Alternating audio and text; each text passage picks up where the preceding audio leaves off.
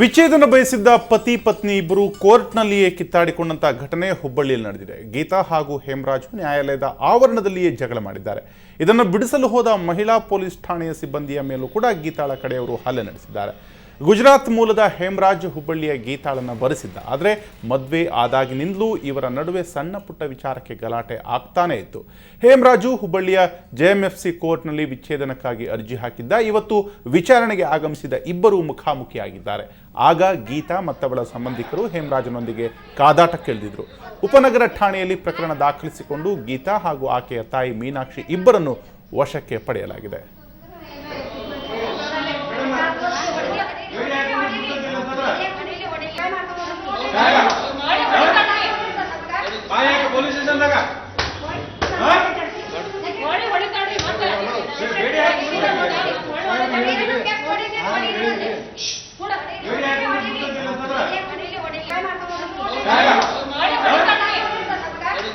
police station